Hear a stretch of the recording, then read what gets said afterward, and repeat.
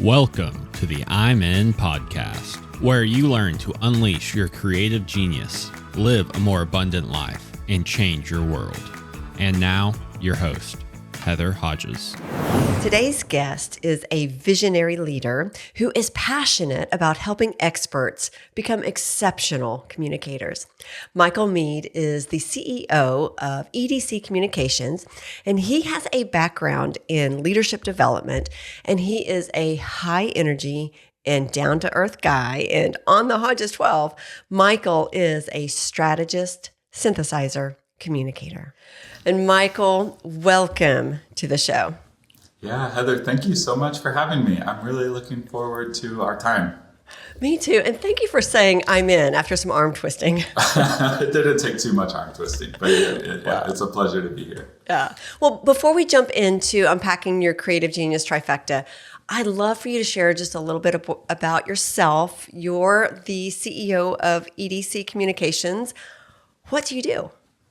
Yeah, that's a good question. I have a 5-year-old, and the challenge of telling him what I do helps me try to simplify it. But ultimately, what I tell him, and it's true, I help people solve problems. And often in our space with EDC, we're typically helping people solve communication problems.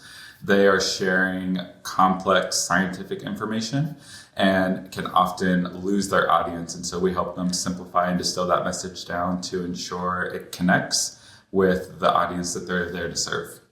Fantastic. And in full disclosure, I have worked on and off with EDC for over a decade now. And so it's so great to have you at the helm of EDC. And I've loved getting to know you and see the direction that you're taking the company, because communication is so vitally important. And we make it too complex, and there's some skills that we can learn in communication that just simplify it. And I think you're brilliant at making complex things more easy to digest and to understand. Yeah, thank you. Would you say that is a creative gift that I have? I do think it is a creative gift that you have. But if we're thinking about your specific creative genius trifecta, so you are a strategist, a synthesizer, and connector. And for our listeners who are new to the Hodges 12, a strategist solves problems by envisioning future possibilities and then just charting clear paths to get there. A synthesizer, they integrate insights across multiple fields to kind of weave diverse information into new solutions to solve problems. And then the connector solves problems by just intuitively seeing potential matches between people and opportunities and resources. So, Michael, this is a visionary profile, and I cannot wait to dig into it and what that looks like for you. And I'm curious, when you first saw your results, what was your reaction? Yeah, so out of the three, strategist and connector would align with my expectations of just previous work and self-awareness studies I've done. Synthesizer is the one that jumped out at me. It's just not a word I use regularly. It's not a word I was very familiar with. So at the surface, I'm quick to reject labels. So I was like, I don't know about that. Then I did the work of going to the report, reading through it, and I was like, oh, you know what? There's a lot about this that resonates. And it's been interesting, Heather. You know, I did this 7 to 10 days ago. I can't remember. So it's new to me, the report and the results. The synthesizer discovery has actually been really energizing and exciting as I've leaned into it, of just like, oh yeah, that I've never bundled it quite this way, but now that you say it, it's like that, I do like that aligns with things I enjoy. And it's almost given me freedom to just lean into it more heavily, I think. Wow. So in what ways? I'm curious about the energy and the freedom that it's given you, just to name it. Yeah, I mean, for the last 10, 15 years, I've been a book junkie, podcast junkie. I love listening to different podcasts about leaders, whether it's biographical or, someone sharing their journey through a business context. And I read a very wide variety of things. But one of the reasons I enjoy that so much is because I think my brain is in constant search of pattern recognition and pulling themes together that maybe don't naturally go together. And when I see other people do that, it just makes my heart sing. And so I think it's just something I'm drawn to. And we all do this. That's so natural and inherent to me that I'm just like, oh yeah, that's just how the world is. And I'm starting to realize that's how Michael is, but that's not necessarily how everyone sees the world. And I just really enjoy that. And with what we do specifically in my business context, we have a lot of opportunities to help people have breakthroughs by synthesizing different variables and themes that may be cropping up in their life that they haven't connected yet. Mm-hmm. You just beautifully illustrated the synthesizer genius. And that is, and one of the things I loved about what you said too is, the pattern recognition. So that's what a synthesizer does. They absorb lots of content, books and podcasts and autobiographies, like pulling all of that stuff together and then looking for those patterns in it. But one thing that I found interesting too is that you didn't realize that was such a gift.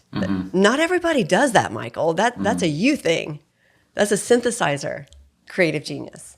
Yeah, I think I believe that what you just said is true, but I'm still on the journey of fully believing that and just recognizing that some of the things I'm uniquely gifted in, I just take it for granted. And I'm still in the process of realizing what is unique or special about my wiring. And if that's true, how can I leverage it, from my point of view, in service of other people is what I would be motivated to use it for. But it's a fun discovery journey. Well, half of me wants to talk you into, yes, you are a creative genius. And the other half wants to let you discover that for yourself, because it is such a delight when we do recognize our own gifts. So we'll keep walking down this road and see where it leads. But when I first saw your Creative Genius Trifecta, my first thought was, okay, first of all, he's perfectly positioned in his role. And second, I was like, oh, wow, that is a visionary trifecta. That the combination of your gifts is such a visionary, and the way you take your head and your heart together, your strategist and your synthesizer, along with the connector, which is all human focused, people focused, and it seems to work really well for where you are in your career right now. Yeah, so I've been in my current role for I think close to 18 months, and I'm in my mid 30s. This is the first time in my professional career that I think my work responsibility and my creative genius overlap have just fit like a glove. And that, I think, is an appropriate time to be introduced to a tool like what you have. I think I might have been more frustrated 10 years ago because I would have received it and realized my current role isn't conducive to leveraging these, especially the strategist. I got in trouble a lot because I was trying to strategize 3 layers above where I was in the organization. And they're like, that's not what we're asking you to do. And so it's a real gift today that I get to lean into all of those giftings that I have that have been suppressed in the past, that creates a lot of frustration for me. And I just get to live into them today in a way that's really fun. Oh my gosh. Do you love to move at a fast pace then? My wife and I were talking last night just about some things I'm processing right now. And she said something to the effect of, one of the challenges you have is that you can move at 100 miles an hour for a long time before you burn out. And what I countered her with is, I can move at 100 miles an hour long enough to leave everyone behind me. Yeah. And I actually hit that before I hit a place of burnout. Yeah. And so yes, I'm at constant risk of moving too fast for the speed of the people around me. That's my family, that's the team that I work with. And that's a discipline I haven't quite mastered, but I typically like to go fast. Yeah. So I imagine it's rare when you find somebody who can run as fast as you do then. It is. And I have a business partner and he can run with me. And so that has been a really energizing relationship. And he's one of the few people that I don't have to feel the pressure to regulate around. And so that's very freeing. But yeah, when I find those people, and even when I think back over my life, of some of my closest friends have just been people that we can run together. Even if we're not working together, just being in that same gear is rewarding and fun. And it is a practice of patience to have a relationship with a lot of people in my life who aren't wired that way. And I want to be in a relationship with them. So it creates tension for me to manage. No, that's brilliant. And when I think about your 3 creative geniuses. The strategist, sees 10 moves ahead on the chessboard. The synthesizer is constantly pulling in information. And then, of course, that connector genius of always wanting to be with people. Do you ever feel mentally overloaded, or is it always like you got it in hand? Things are good. I just always have it, Heather. No, I love it. So I have a mentor in my life who's in his 70s, which I think is incredibly valuable. He's gone through a lot of seasons. He's seen the cyclical nature of things, and he's generous to spend time with me. And I was with him yesterday. His name is Kevin, and I was like, Kevin, what I feel like right now is I'm the captain of a ship, and the ship is moving in the right direction, but it has a lot of cracks and holes. And I'm not sure everyone can see them yet, but I feel like I'm running around trying to put boards on these holes. And every time I put a board on one, I have more popping up elsewhere. And the work we did, what he helped me understand is that my mental load is just tapped out right now. And it's because of the strategy and what I see for not only the next 5 years, but even the next 6 to 12 months, some of the things I see in front of us. I'm synthesizing a lot of things that make me really excited, but that also comes with the challenge of feeling like I'm always a little bit behind where I ought to be. And that would lean into my desire for speed. I want to move faster. And so we worked through some practical exercises on how to do some cognitive reset and get some things that I'm managing in my brain that, quite frankly, I've had the capacity to do in the past without too much challenge. And I have reached I've reached my limit recently.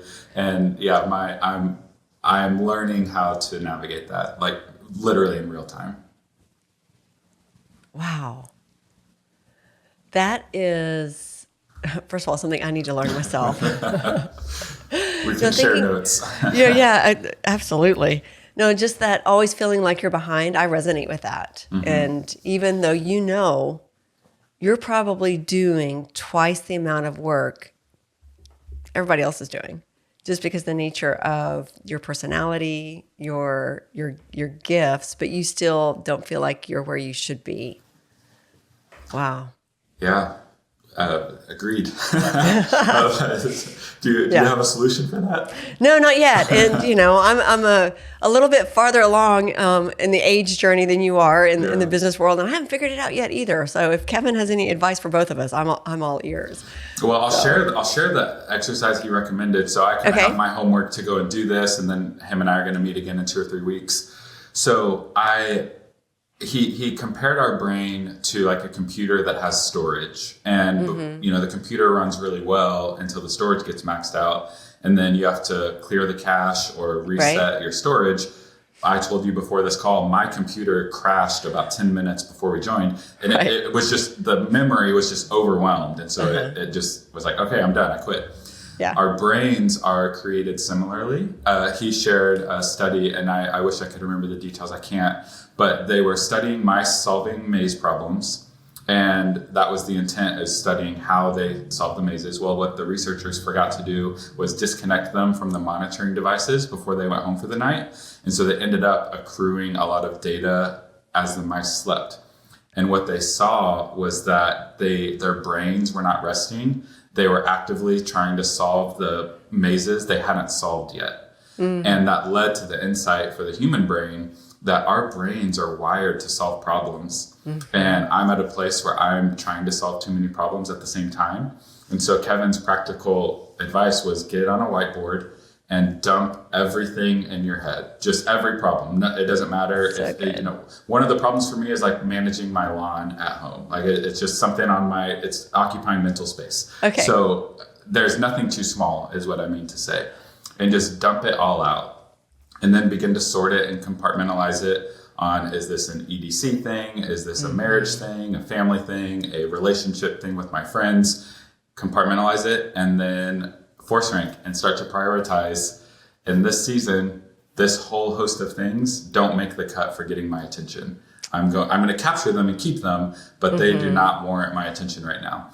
And because I haven't done that, and because of how I'm wired, everything feels like a top priority that I've got to solve before I go to bed tonight. And it's just not possible. I have limits. And so that was his, I've got to spend a couple hours on a whiteboard just dumping everything out.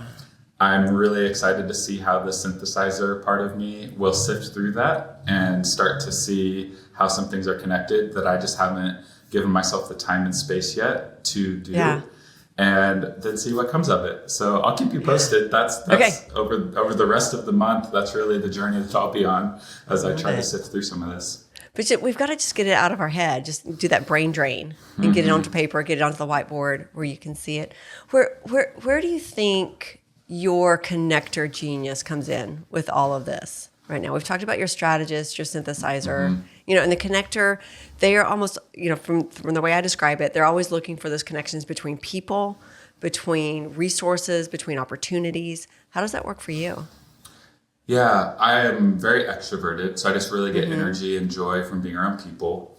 I am also really collaborative, so I think my best strategic work comes in the form of collaboration with other people. So there's the connector side of I really see those working in tandem for how I'm wired. But I think what it boils down to, the visions and dreams I have for my professional life are too big for me to do by myself. And so I have a high degree of awareness that to accomplish anything I have a vision for, I will need to invite people to share their time and talent with that vision. And having a proper relationship is, from my view, the only way to do that in a sustainable, and I use the vocabulary redemptive. I think people are not a mean to an end for my business interest. I think that they all have their own unique story. And if I have gifts that I can invite them in to leverage their gifts in pursuit of something bigger than both of us, that's really energizing to me. So I have a tendency that's unhelpful to connect with people, get really excited, cast vision to them, and they are like, oh, I want to be a part of that. And it's like, oh, I do not have a clear opportunity for you to be a part of that right now. But I got so excited casting the vision with you that you felt like I was inviting you, and that creates relational tension. I just did that within the last 30 days. Really? Yeah. I mean, I'm aware of it, and I still do it on accident. And so that's how these things operate in tension. But all that to say, I just love connecting and building relationships with people. And I balance the tension of viewing them as a piece of the chessboard and not a human. So that's the tension I have to manage. No, I was wondering about that having those two geniuses in your trifecta, the strategist especially, and then the connector, that does seem like there would be tension there between, okay, you're moving pieces on the chessboard. You're not moving cheeses on the chessboard. You're moving pieces on the chessboard, but those pieces are humans. Yeah, that's a tension I will probably always manage. I would like to think I'm better at it today than I was in the past, but they are humans. And for me, I would say that we're humans made in the image of God. I know not everyone shares that view. I do come from a Christian worldview. And so I think relationship for the purpose of relationship is what I'm constantly striving for. I struggle with the tension of relationship for the purpose of Michael's vision. And if I can't see where you fit into what I'm trying to do, I will just be blunt, Heather, I have a really hard time being motivated to have a relationship with that person. My wife helps me a lot with this because she just loves people. And a lot of our friend group, she was the conduit for. And I hope they don't listen to this podcast because I have a hard time seeing where a lot of them fit into my world. But I still choose to lean into that relationship opportunity. I don't do it well, but it's something I try to do better. Yeah. And I think one of the reasons you and I connected early on after we met is because of that shared worldview, that the Christian worldview, and that we see the image of God in everyone we meet. And one of the aspects of the Hodges 12 types of creative genius is that we are all created in the image of God. And, in the beginning, God created, and therefore we are also creative. Yeah. But I hear that tension that you're talking about of there's a tension of the utilitarianness of a friendship versus I just want to be in a relationship with you because I think you're cool and I want to hang, And those can be hard when you are such a visionary, an entrepreneur like yourself. And I'm an opportunist. Yeah. I see opportunity everywhere. And I typically see more opportunity than I have the ability to fulfill. And so I'm just always trying to connect people. And I've just had to learn a lot of people in my life don't care and they don't want the opportunity. They're happy with what they have. And that is beautiful and that's fine. And it's been a long journey for me to realize that that's true. And the blunt truth is my wife is that way. She has some business ventures that she does and she does it for fun. That is her motivation. And I'm trying to scale it to be the biggest thing in Oklahoma. And it's created this tension. And I've just had to step back and say, it's so beautiful that this is fun and rewarding for you. I see 3 things you could do to scale and make a bigger impact, but you don't care about that. And so my role is not to strategize your world, it's to love and support you. And so she gives me a lot of opportunities to practice this, but it's still something I would say I'm not great at. Yeah. What's your wife's name? Kimberly. Oh, gosh. Yeah, and Kimberly's probably thinking, thanks for those ideas, Michael, but I'm good. I'm happy where I'm at. Yeah, that's been part of our journey. Well, this summer we will have been married for 10 years, and in the first part of our marriage, as we were both young and just learning together, my force was too strong, and it was easier for her to receive it than to challenge it. I love to be challenged, but she doesn't like challenging. And so I would just be like, just tell me when you don't like something. She's like, you don't understand how draining that is to do. And gratefully, she's at a place now, even with this specific example with her business, where she's like, I love you. Your gifts are amazing. Go talk to Clay, my business partner. Like, go give him that energy and stop bringing it to me because I don't really want it. It's like, you know what? I can do that. I can do that. It's been a journey. That's good to discover so that you don't push too hard. Yeah. Well, and as I'm raising kids, I just want to be so mindful that I don't displace an expectation on them that's really unintentional. I don't think they need to be like me. And if they don't share my gifts, I want to be really okay with that and I want to celebrate it. But I know that when I'm on autopilot, they will feel pressure from me to conquer the world. Yeah. And that's not what I want.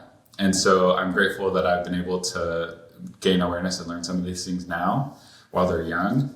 And hopefully in 10 more years, when I have teenagers, I'll be a little more equipped to support their creative genius and not displace mine onto them. Gosh, the work of a lifetime right there. Yeah. Oh my goodness. Yeah, wow. That's right.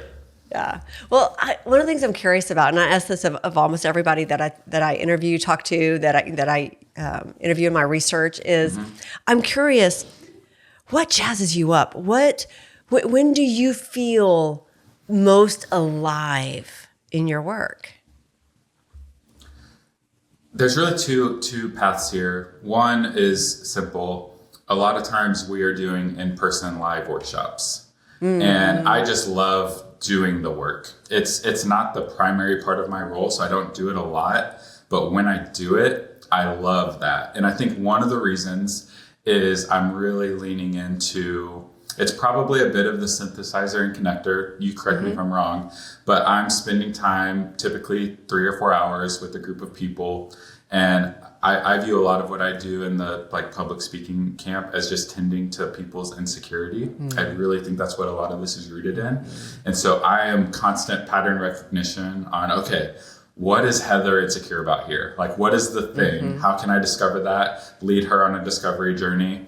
And my connector relational skill to build rapport and earn trust with that group of people. I love when I get to see those breakthroughs occur where they have the moment, the light bulb of oh my gosh, I can be good at this. So I just get so much joy and fulfillment out of that. But it's not, I don't get to do it a ton. Yeah. The other thing is, I tell my 5-year-old, my job is to solve problems. And so I keep trying to solve bigger and bigger problems. And typically what that looks like is creating solutions for our clients and creating a conducive environment for our team for them to thrive. And I'm on the constant pursuit of how those two things can go hand in hand. So I get the privilege of leading an exceptionally experienced, and really world-class group of people. They've lent their gifts to this business long before I showed up and have continued to serve and partner with what we're trying to do. And then we have clients who I have been able to connect some pieces on the puzzle board that were disconnected on, okay, like 90% of what we're doing, if we just add 10% that doesn't exist, we're creating 5 times more value. And I don't mean that literally, just metaphorically. The idea there is it doesn't really take that much more input to produce significantly more value. It creates more value for our client, the person receiving our service, and it creates more economic value opportunity for our trainers, for them to be remunerated for the gifts that they have. I'm like in the process of solving that problem. So I'm just telling you now, like once it's solved, because it will be, that will be a fireworks light me up moment that I am eager to experience. And that sort of solving those kinds of problems and puzzles, that jazzes you up as much as being in the room with people. Yeah, I think so. And the truth is maybe more. The second scenario probably gets me more excited. And it's because, if you're familiar with the concept of Archimedes' lever, give me a fulcrum and a lever long enough and I can move the world. I'm so motivated by extending my leverage and same input for greater output is the idea there. And this firmly fits into that bucket. And so I struggle to do things that can't scale. And me in a room training people can't scale. I only have so much time. I have an agreement with my wife on how many airplanes I'm going to get on this year. I can only do so much. And so it's hard for me to lean into something where I don't see the scale. On the flip side with this other example, it's not limitless, but like my ability to extend that lever and scale is bigger than I currently realize. And so I'm very motivated to figure out what the potential impact is. The strategist is just coming out in you. I love it. Well, the other question that I love to ask people that I interview is about the conditions and the environments that where they get their best creative ideas. So for you, where were you? Like, what was the environment the last time you had a truly creative idea? Like, what was the environment? Where were you? So I've mentioned Clay. I'll use him by name again. He's my business partner, and he's often the recipient of my soundboarding. Yeah. And when it comes to solving problems for what I do, I would say a person that I trust that can go fast being present. So in this case, it was Clay. I'm in a co-working building right now. So it's a co-working space in downtown Oklahoma City. There's multiple conference rooms. There's one downstairs. And so there's multiple criteria here. The room is significantly bigger than it needs to be for 2 people. And I think that's important because I don't like to feel constrained by physical space. So there are other rooms that were more suited for a 2-person meeting, but we picked the biggest room available. So we could get up, walk around, move. So there's that. It's also separated from the rest of the space, so there's no distraction. Like right now, you maybe see people walking behind me in the glass. This has no potential for that. I'll get very granular. I'm a big Harry Potter fan, and I love listening to the soundtracks. And so Clay knows this about me. He leans into it. There's a huge TV on the wall, and I pulled up an ambient world video that's like the Harry Potter scenery playing instrumental music. And so that soundtrack, it makes me feel, it taps into like my nostalgia, and it makes me feel comfortable, safe, all the things. And so I like in an optimal creative environment, I am playing music, and in this case had a visual on the screen that's non-distracting to me. It's distracting to some people, but we're talking about my world. So I've got a visual component with noise. We didn't have this in this case, but smell would be the next thing of like, I would really want a candle or a diffuser or something that has a smell that I love. Good coffee and no schedule. So we had like 6 hours with a limited agenda, and we just went to work. There's a floor to ceiling wall that's converted into a whiteboard.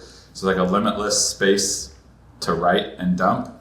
And this was January, a few months ago. And we just did our annual planning for the business. that involved a component of looking at 3 years and 10 years ahead. So scratching that strategist itch of where do we want to be in 3 years? What do we imagine in 10 years? And then making it a little more tactical and like, okay, well, what do we need to do over the next 12 months to move us in that direction? And we just had some insights. A lot of what we're talking about were insights from that time on different ways EDC can solve problems than we have been in the past. And that was the criteria that helped my brain lean into that. Yeah. And you just took me through actually 6 senses there. Not only the sight, smell, touch, taste, but also that sense of time as well. But one of the things that caught my attention about what you just described, first of all, thank you for painting that picture for us. That was beautiful. But that you are a big strategic thinker and you need a space that matches that big imagination around that's you. Like, interesting. that the room has to be twice the size it needs to be for you to feel comfortable, for your ideas to roam and to have space. Yeah, I agree, but I don't think I connected those dots until you just said that. Yeah. Even though I was intentional about picking a big room, I don't think I had gotten to the why. Yeah. And I think you just unpacked it. I agree. That's insightful. Thank you. You're welcome. That'll be $250. That's right. No, I'm just kidding. Right. Wow. Well, you've told us a little bit about your strategy, about what you're thinking about for the company. I'm curious, what are you building or leading right now that's just really exciting you? Yeah, I would say there's 2 things. One is we often train physicians who are medical professionals that do speaking as one component of their job. And when I won't get into the weeds of it, but when we train them, they are the receiver of our training. They are not the customer buying it. There's a different party that's paying for it. Yeah. And after almost every workshop, we have some of the doctors approach our trainer and say, do you guys do one-on-one coaching? Is there any way I can work with you more? So this happened 10 or 15 times last year. And it was all disparate. There was no organization around it. We were just kind of doing one-off engagements. It was very inefficient and it doesn't scale. And so we have created an online community that is designed for this group of people that are in our customer base that we've never had a product to sell to directly. So they have the means to pay for the coaching, they have the need, and they have the desire. And my brain was just like, why do we not have something to serve that? And so we're in the early stages of it. I don't think we have it figured out yet, but we've gotten the V1 pass to send out to the market. And again, it's a problem. Like, I am solving that problem. And I think once we get all the pieces clicked and get that aligned, that it's got a pretty big upward mobility to serve a huge group of people that we're already serving in a different way. Yeah. So that got off the ground and launched in February of this year. And now we're in the process of customer feedback, input, iteration, change, so that we can really get it dialed in. I have another one, but I'll pause there. Go for it. Respond. No. I love it. I think that's brilliant. And I've known the industry that you're in for, over a decade, and I think it's highly needed. And so I'm excited to see it succeed. And more importantly, help so many people reach their own communication goals. Yeah, that's right. And, when it comes to the doctors, they have spent 10, 12 years in formal education, residency, fellowship. Like, they are truly hard-earned experts in a thing. There's a tendency for them to believe, because that's true, they're an expert in everything. And there's a bit of a syndrome there. And what I've learned is they're wildly insecure about being perceived as incompetent at anything. You put them in front of their peers, they don't want to ask questions that may be perceived as, the vocabulary they've told me is, I don't want to ask dumb questions in front of my peers. And so creating a space for them where they feel safe helps them learn at a really rapid pace. And it just serves, again, we tend to insecurities. That is what we do. And sometimes the way to do that is creating an environment where people can thrive. So I think this is a way to do that. The other thing, so we often serve pharmaceutical and biotech companies that are solving huge problems on, disease, medical conditions, chronic illness. And there's a bunch of different departments and divisions. These companies are really large. And we have typically been a boutique workshop vendor. Well, we'll partner with the client to come in and maybe do a half-day training. Sometimes they might, hire us for 3 trainings over the course of 3 months or something like that. But it's very disparate, and we serve one team that talks to the other team, but we're not serving them. And so it's very disjointed, and we've had multiple instances where we've been invited into up to 4 teams in one company, but there's still not a cohesive narrative that's connected, even though what we're doing is incredibly cohesive. And so for me, what I've realized is we just have to elevate one layer to the strategist on their team that's organizing a more comprehensive and holistic plan for learning and development. And for us to do that, we have to change how we operate. We have to change the product that we're presenting. Because right now, we are presenting as a 4-hour workshop vendor. What I want us to be is a communication strategist, right? Yeah. Like even before the Creative Genius, like that is the vocabulary I was using, is I want them to perceive us as a strategic partner for what they're trying to do. And I think they will. I think we're in the process of that. We have some clients we're already developing that with. And I think it will just take a little bit of time for us to reintroduce ourselves to our client base, to think about us differently. And I think we just get the opportunity to provide a lot more value when we do that. I love it. Oh my gosh. When you think about those goals and those projects that you're working on, you know your own gifts and your own strengths. What do you need? Like when you look at your team, what type do you most need on your team or as a strategic partner to make your creative genius more effective? Yep. So I'm heavy in the analytical genius, and then I've got the relational genius with the connector. I don't personally have much in the functional genius. And even when I look at them, it's like, not only are they not top 3, they're probably not top 6. So I really need a builder or organizer that can help me move fast without blowing everything up. So to scale, you have to have systems. Yeah. I'm good at seeing a need for systems and maybe even architecting a shell. I don't slow down enough to actually create sustainable, tenable, and helpful systems. And so you speak into this if I'm wrong, but I think a builder or organizer that can connect with what I'm trying to do would really help me add some administration that's useful. I'm very anti-bureaucracy, and so that's part of my challenge. But I can see the benefit. If anything's going to scale, you've got to have that. No, that's right. And you chafe against the bureaucracy that, any of those rules. But I think you're exactly right, because you are strong head and strong heart. And so you need the hands, somebody to come alongside you to do the execution and the organization of it. Yeah. And I mean, I don't know that we can keep this a secret between me and you. This isn't something all of our I'd listeners. That's right. I haven't made a formal announcement to our team yet, but I don't mind them hearing me say this. We have a role that we will be hiring in this year. My wife is pregnant, so due to my personal schedule and when we're expecting a baby, we're pushing that to the end of the year.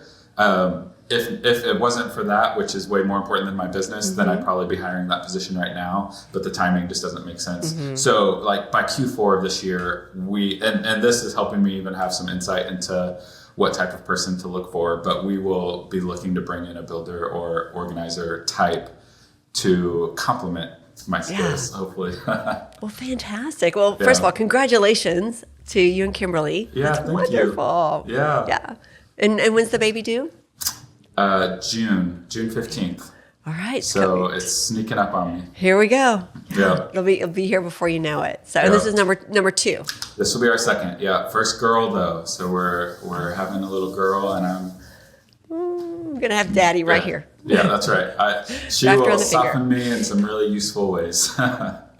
Yeah, that's wonderful. Well, that's exciting to hear that you recognize, first of all, your strengths, but also, okay, here's what I need on my team, and looking for that builder, the organizer. And when you're ready, send them to the Hodges 12. Yeah, that's right. We'll give them a link to take that. Well, when you think about creativity on your team and as a leader, how do you nurture creativity, in the people that you lead? I'm not sure I'm good at that. Okay. I think if I am, or if I have the potential to be, it's through the connector channel. So I do think I'm good at building relationships, especially if I can have unstructured time with people and just go on a walk, get a coffee, whatever. I think I can build relationships. So, we didn't talk a ton about this, but I'm on a recent journey of accepting the label of creative, and the Hodges assessment has contributed to that. It didn't start it, but it has colored it in. And I would have said creativity is the arts, music, art, dancing, something like that for a long time. It goes back to the worldview we mentioned earlier on, like, okay, if I believe we're created in the image of a God who is the ultimate creator, then there's got to be a part of me that's creative. And so I've been on that journey over the last probably like 12 months or so of just really embracing the way I solve problems is actually an act of creativity. So I'm getting to answering your question. As I broaden my holistic view of what it means to be a creative genius, and I try to hone the connector piece of me, then I think, and what I hope to be able to do is study people and learn what their creative genius is, and then use my synthesizer to connect them to ways to manifest and develop that. So I can see the strategy for it. I just don't think I'm good at it yet. I think I need some intentional practice to really hone that in. I love it. One of my core values is see the genius in everyone. And that's what you're talking about, recognizing that in other people. And we have to recognize it in ourselves first so that we can, grow it and nurture it in ourselves before we nurture it in other people. Wow, I love it. I love it. Well, I'm glad to be on that journey with you. Well, from your experience, we're talking about creativity, and creativity is just, the production of novel and useful ideas to solve problems, and that can lead to innovation, which is implementing those ideas. And that's a much harder path. The creativity is the ideas, and the innovation is putting it into practice. In your experience, what kills that? What kills creativity and innovation before it even has a chance? Bureaucracy. Of course. I'm pretty hardwired to push against that. But sincerely, as things grow, it requires additional complexity. But I would be of the opinion that almost anything that has reached a certain size, and I don't know if that's an employee count or a revenue size, I don't know. But the systems that get built to support that, when they start dictating yes and no's, I think that kills creativity. So the bureaucracy, and they have to work in tandem, because you've got to have systems and layers to grow and accomplish something meaningful. And those can suck the life out of people like me who would be willing to contribute their gifts to an organization, if not for systems and policies and procedures. And so I think those two things just have to work together. I think about, I forget her first name's Doris. She's a historian. I forget her full name, but she wrote a book called A Team of Rivals that is about Abraham Lincoln's cabinet. And his cabinet was intentionally curated by people who had very opposing views. And he viewed his role as getting them to fight and go against each other. I think about what we're talking about here with creativity and developing strategy, and these systems, like, they're not mutually opposed. They actually belong in the same room, but you've got to be in an environment where they can clash and that the systems don't win. I have seen a lot of environments where the systems become king. I'm very uninterested in those environments. And I think one of the reasons is because it stagnates growth and potential, and it would certainly put a wet blanket on creativity. Gosh, beautifully said. Oh my gosh. I love it when ideas clash and bump against each other, because it knocks the hard edges off and makes them just better every time. And the idea of having people in the room who will argue with each other and at the end of the day be friends and colleagues is brilliant. I imagine, knowing you a little bit like I do, you love a good argument and you see that as productive. I think verbal sparring is one of the most pure forms of entertainment. It's just so enjoyable. And I have people in my life that agree, and we typically just argue about the silliest of things, but it's so fun. And it sharpens me for when I do need to argue about something that's real. it doesn't sharpen me. It releases my energy. If I only have that energy stored up for when it matters, I will come in way too aggressive. But because I have people that will argue with me, and Wade, your husband Wade, we spar a little bit about the NBA. Oh yeah. And he just likes to poke me, and we argue about it a little bit. Yeah. But it's like it doesn't matter. So it's really fun and engaging, and I can get that energy out a little bit. So there's a lot of people in my life that know that about me, and either just receive it or they get as much joy out of it as I do, which is even more fun. Yeah. My wife, by the way, is not one of those people, so pray for her. I would imagine not, based on what you told me about Kimberly. No, it sounds like that. Hold those arguments for people like Wade or me. Like we'll go toe to toe and have a good time. Like it's energizing. Yeah. Wow. Yeah, I've been married to that man for nearly 30 years, and he's always up for a good argument. Yeah, especially about the NBA. That's we enjoy. Well, yeah. I'll let him win on those. Yeah. Well, every personality, every creative genius type has a shadow side. And, this is the place where your greatest strengths become your greatest weakness when they are dialed up too high, or maybe they're under pressure or under stress, and it just totally works against us. So when you read your blind spots and your shadow side in your profile, was there one that made you wince just a little bit? Can I share 3?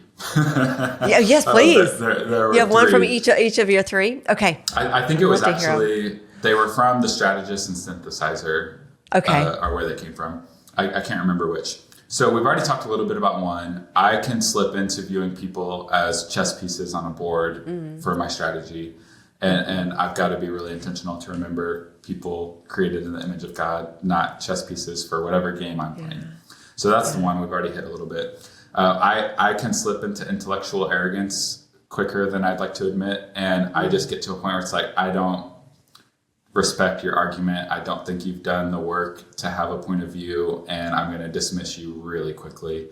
Even if none of that's true, I can form that conclusion quicker than I would like to admit. And I have to really guard against, you can call me out. I think I'm pretty polished at not presenting that way, but it's in my head.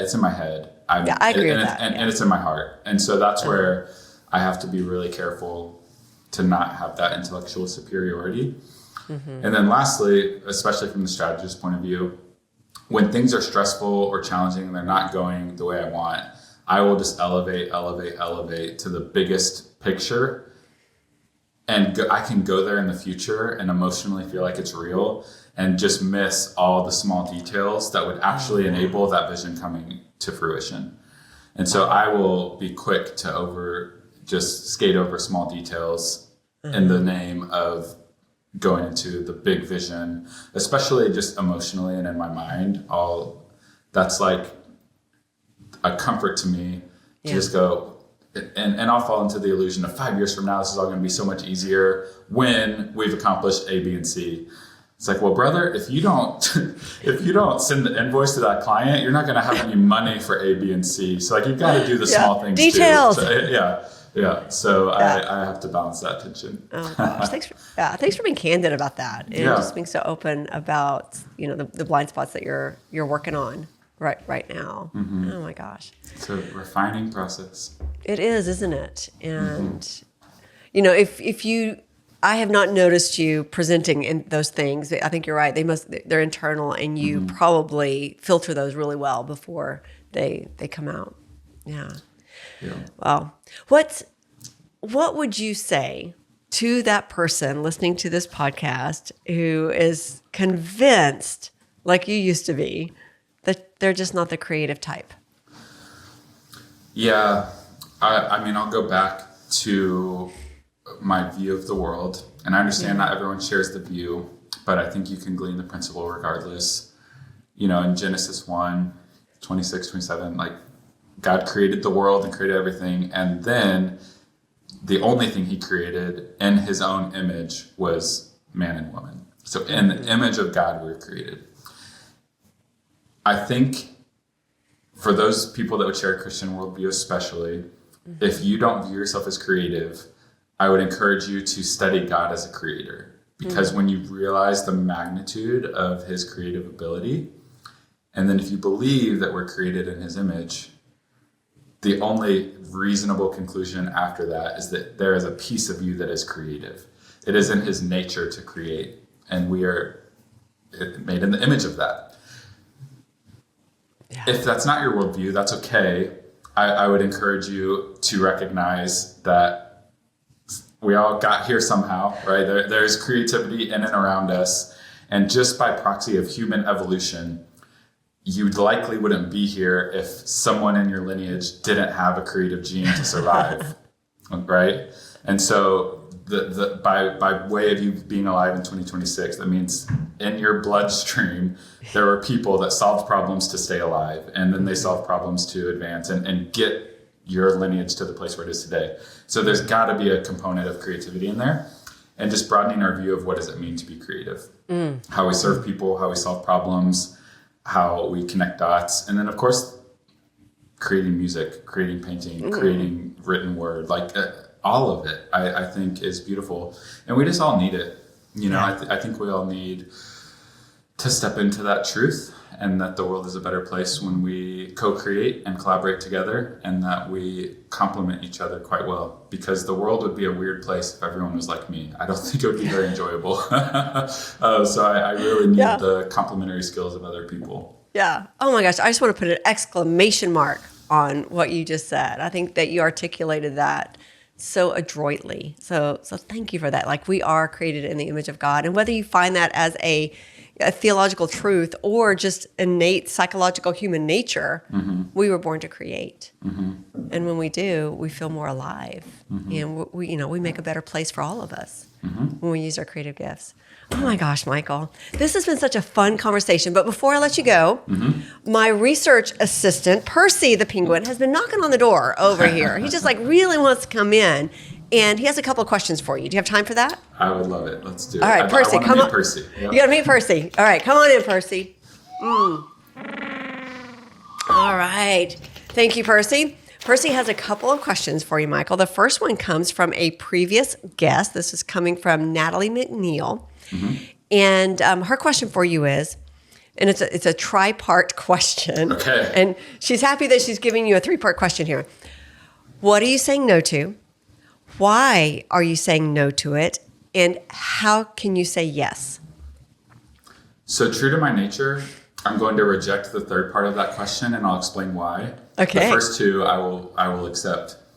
And I'm going to preface it by mentioning a book. It's one of there's not too many books I can say have just radically impacted my life. This one is. It's Essentialism by Greg McKeown. And the whole thesis is less but better. So and it goes back to my mental overload right now.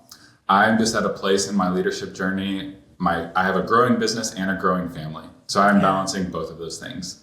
So I have to say no to a lot of things right now, but I'm doing it in the pursuit of essentialism, which is less but better. And so I've just identified the things that really matter right now. For me, it's relationship with Jesus. It's relationship with my wife, my son. Then it's leading my business, which I have a lot of relationships to manage there. Outside of my church community, my family, and my work, I don't really have a whole lot of yeses available in this season of my life. So I'm saying no pretty relentlessly, but it is in the pursuit of less but better. And so that's why I'm rejecting the last part of that question. I'm not saying no to anything that I think I ought to say yes to. And that's why. Yeah. True to form, Michael. True to form. You can have us both on and argue together if you want, but I hope she receives that answer. Oh, she'll be great, and she'll probably yield to that. And that was a very thoughtful question. So knowing her. Well, Percy's second question is: what question would you like to ask a future guest? I didn't prepare this, so I'm thinking. I think questions are important.